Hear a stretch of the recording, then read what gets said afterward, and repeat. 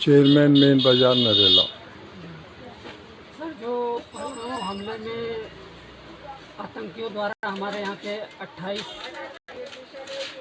Public शहीद हुए हैं, उसके बारे में जो हमारे देश के नौजवानों ने सिंदूर सर्च ऑपरेशन किया है, इसके बारे में आप क्या कहेंगे? सर, 22 अप्रैल को जो आतंकवादियों ने धर्म पूछ कर निर्दोष लोगों की जो हत्याएं की हैं, पुरुषों को निशाना बनाया गया है।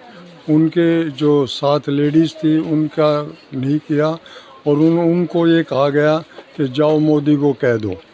तो इस किस्म की कायराना हरकत से सारे देश में, सारे विश्व में बहुत ही रोष का माहौल है और इसी रोष को देखते हुए हमारे माननीय प्रधानमंत्री ने घोषणा कर दी थी कि इन आतंकवादियों का खात्मा उनकी कल्पना से भी परे किया जाएगा।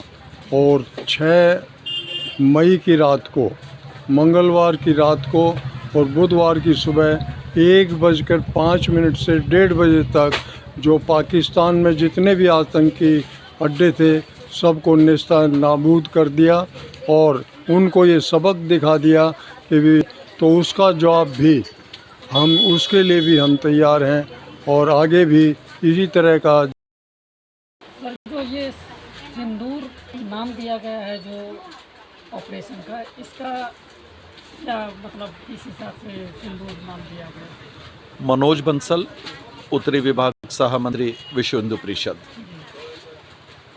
गत 22 अप्रैल को जिहादी आतंकवादियों द्वारा, इस्लामिक जिहादी आतंकवादियों द्वारा पहलगाम कश्मीर में 26 निर्दोष पर्यटकों की बेरहमी से हत्या की गई। तब से ही पूरे देश में गुस्सा, रोष, आक्रोश व्याप्त है। विभिन्न धरना प्रदर्शन हुए, यात्राएं हुई, आक्रोश प्रदर्शन हुए। भारत सरकार ने भी प्रण लिया कि आतंकवादियों को छोड़ा नहीं जाएगा। जो इनके गुनाहगार हैं, चाहे करने वाले हैं, चाहे उनके पीछे योजना बनाने वाले हैं, उनको बख्शा नहीं जाएगा। इसमें जैसा कि 26 बेगुनाह माताओं बहनों का सिंदूर उजाड़ा गया, उस सिंदूर का मान सम्मान बचाए रखने के लिए ही भारत सरकार ने ऑपरेशन सिंदूर इसको नाम दिया। भारतीय महिला का सिंदूर व्यर्थ नहीं जाता है। भारतीय महिला के सिंदूर की अपनी मान है, सम्मान है, वो व्यर्थ नहीं जाता है। और वही भारत सरकार ने अपनी जाबाज सेना के माध्यम से उस सिंदूर की रक्षा की है, उस सिंदूर का मान सम्मान बनाए रखा है। साथ ही चेताया है कि अभी यह कार्यवाही पूरी नहीं हुई है। जब तक पाकिस्तान में बैठे हुए समस्त आतंकवादियों के अड्डों को नष्ट नहीं कर दिया जाएगा, तब तक भारत चैन से नहीं बैठेगा।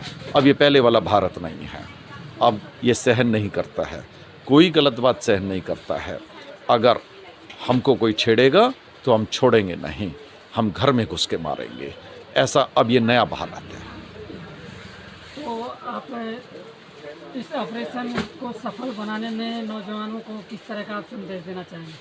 देखिए, सर्वप्रथम विषम परिस्थितियों में समस्त भारतवासियों को, समस्त युवाओं को, सभी को तत्पर रहना चाहिए।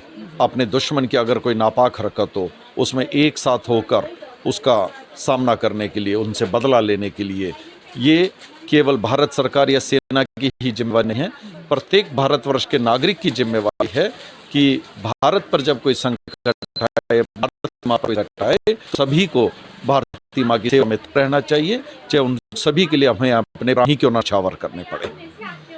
प्रत्येक भारतीय वर्ष के नागरिक को हमेशा तत्पर रहना चाहिए भारती माँ की सेवा के लिए।